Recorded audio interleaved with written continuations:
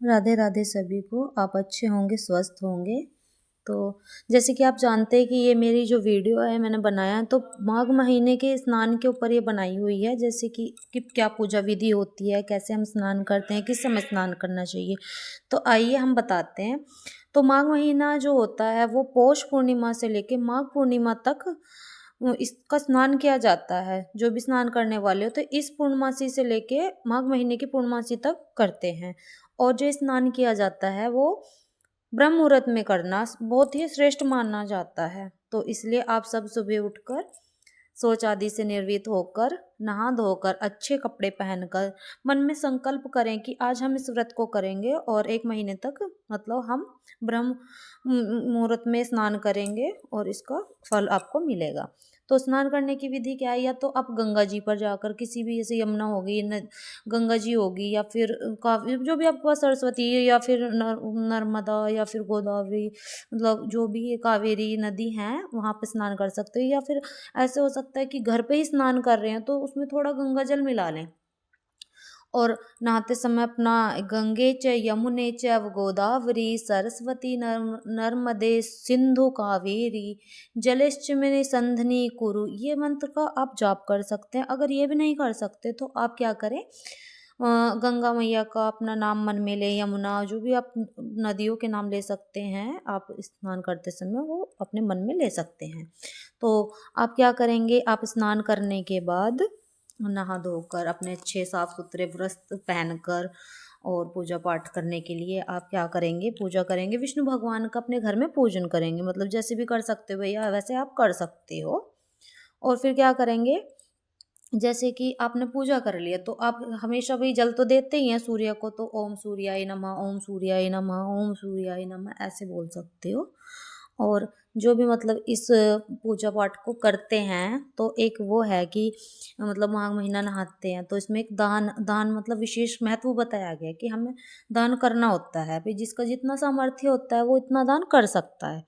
जैसे कि इसमें तिल, कंबल, वस्त्र और मतलब अन्न अन्न तो कोई भी ले लो आप, वो दान कर सकते हो। गुड़ का दान कर सकते हो, घी का कर सकते हो इसमें दान, जो भी इच्छा अनुसार आप कर सकते हो। ये जितना भी सामर्थ्य है उस अनुसार आप दान कर सकते हो। दान करते समय क्या करोगे आप, विष्णु भगवान का अपने मन में स्मरण करना है। ओम विष्णुने नमः, ओम विश्वने नमः, ओम विश्वे नमः ऐसे बोल सकते हो। विष्णु भगवान का जाप कर सकते हो, कुछ भी मतलब विष्णु सहस्त्र नाम पढ़ सकते हो पूजा करते समय। विष्णु भगवान की ये पूजा मानी जाती है। और मतलब जो भी वर्जित कार्य हैं, कोई भी पूजा पाठ है, कोई भी व्रत है, कुछ भी कर रहे हो तो मतलब वो नहीं करने चाहिए। झूठ नहीं बोलना चाहिए, अहिंसा, और घर में ना लड़ाई झगड़े नहीं करने चाहिए। तो उससे क्या है, भगवान की हम पे कृपा नहीं होती है। फिर हम अपने घर में जैसा अच्छा आचरण रखेंगे ऐसी सुख समृद्धि होगी हमारे घर में, है ना। तो इसका हमें माघ स्नान का क्या फल मिलता है, ये फल तो खैर ये है कि भगवान की हमारे पे कृपा होती है, हमारे बच्चों पे होती है, घर में सुख समृद्धि आती है, ये है। तो अब क्या है कि मतलब कोई भी हम व्रत करते हैं या फिर कोई भी मतलब कुछ भी चीज़ करते हैं पूजा पाठ, तो उसके कुछ ना कुछ किसी ना किसी चीज़ से वो जुड़ी होती है। ऐसे ही ये है माघ महीना, एक इसकी एक वो है कि मतलब किस तरीके से चला हुआ आ रहा है, कब से है, क्या है इसका मतलब। तो इसकी एक कहानी है तो मैं आपको सुनाती हूँ, सुनिए आप। कि बहुत समय पहले ना एक ब्राह्मण थे प्रयाग क्षेत्र में। वह अत्यंत ही मतलब निर्धन थे, पति पत्नी।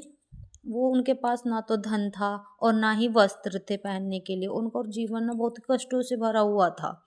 उनके हृदय में क्या था, हमेशा वो भगवान विष्णु की ही पूजा करते थे और उनकी श्रद्धा बहुत ही अटूट थी भगवान विष्णु के लिए।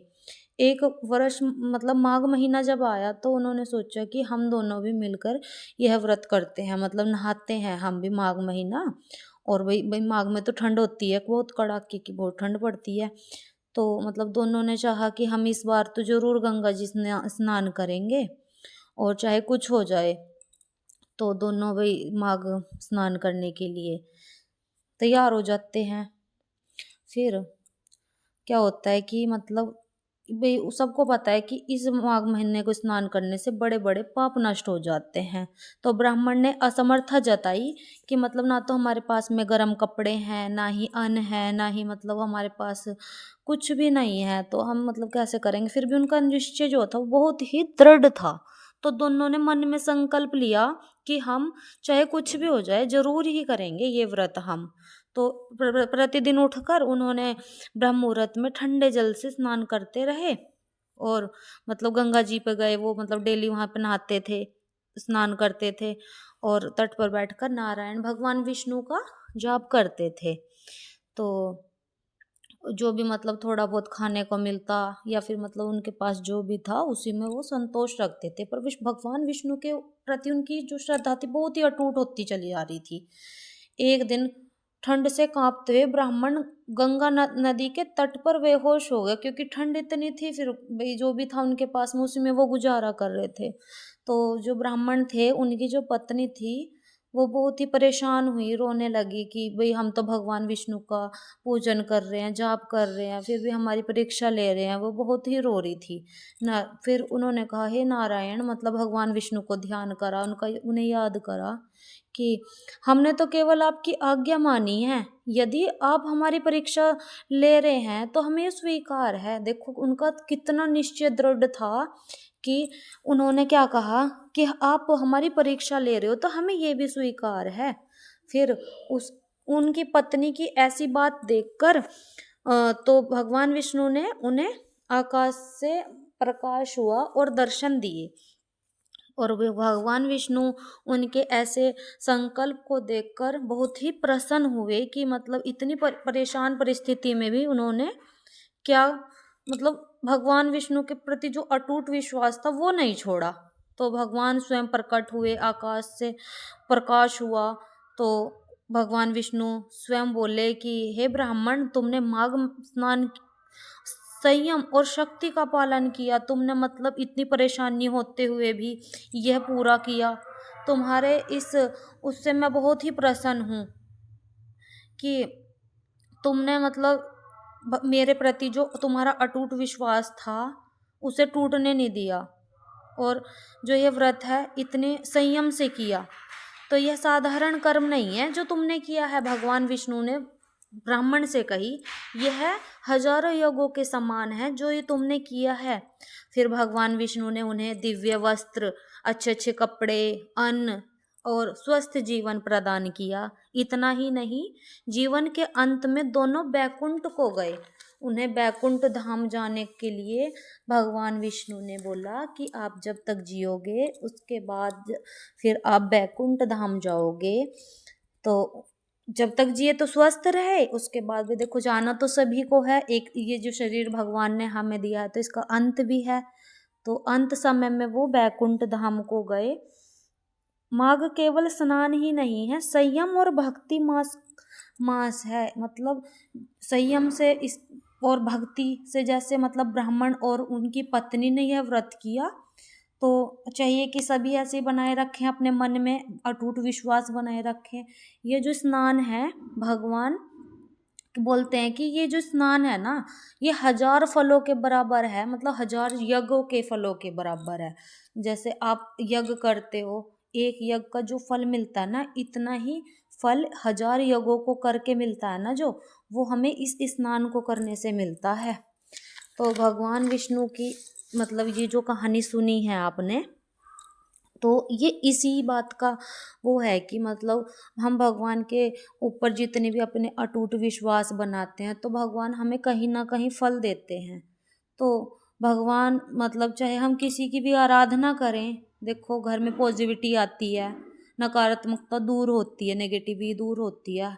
और जो भी हम पूजा पाठ करते हैं, अच्छे कर्म करते हैं, तो ये हमारे बच्चों को मिलता है। बच्चे हमारे स्वस्थ रहते हैं, अच्छा जीवन मिलता है उन्हें। और तो मतलब सभी को देखो करना चाहिए, जितना जिस पे बन सके इतना मतलब घर में पूजा पाठ करना ही चाहिए। खैर देखो सभी के मतलब सभी करते हैं जितना जिस पे होता है। तो आपको ये कहानी मतलब जो भी है, खैर सच्ची घटना है, ये आपको कैसी लगी? क्योंकि जो ये मतलब ग्रंथों में है, जो ये मतलब पुराने समय से चली आ रही है, तो कुछ लोग मतलब अब भी सुनते हैं और करते हैं ये नियम पालन।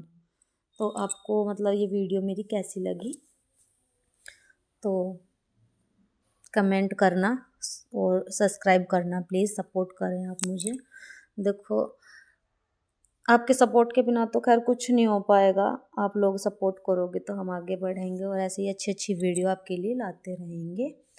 तो जय श्री राधे राधे आप सभी को, आपके जीवन में खुशहाली आए और आप भी मतलब जैसे मतलब इन्होंने दाम्पत्य ने दोनों पति पत्नी ने ये व्रत किया, जो भी लोग कर रहे हैं उनके लिए ये है कि आपका भी ये व्रत स्नान पूरा संपूर्ण हो, अच्छी तरीके से खुशहाली आए आपके जीवन में भी और भगवान की आप पर कृपा बनी रहे।